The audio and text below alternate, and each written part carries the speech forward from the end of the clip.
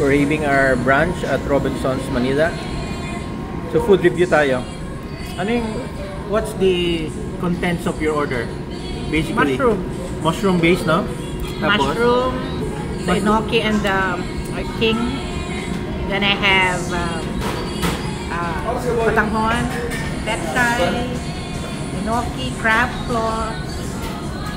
So what's your initial review so far? This is Masarap is the best. I haven't sarap siya. tasted Pwede ka magdagdag ng sabaw daw, di ba? Pwede, no? You want to free siya?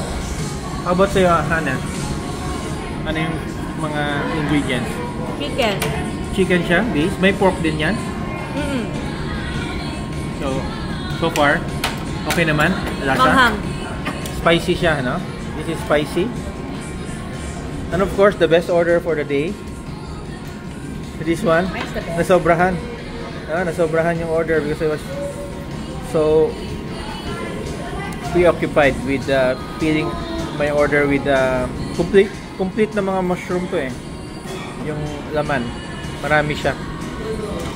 So, ulipan mo. Lumabas naman sobrang marami but this is good for 2 or 3. Pwede naman daw i-take out.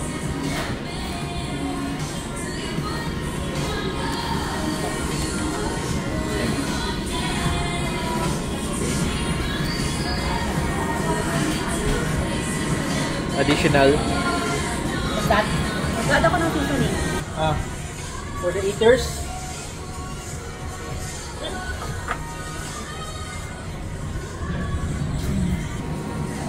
ito yung it appears the lightest order by Hannah.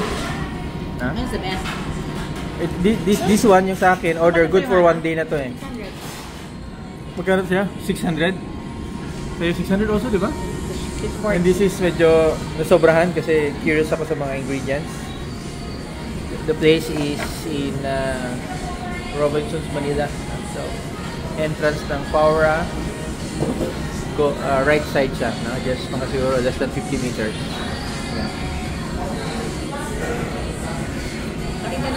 Yeah. Kainin natin to ngayon. Kainin natin yung order natin.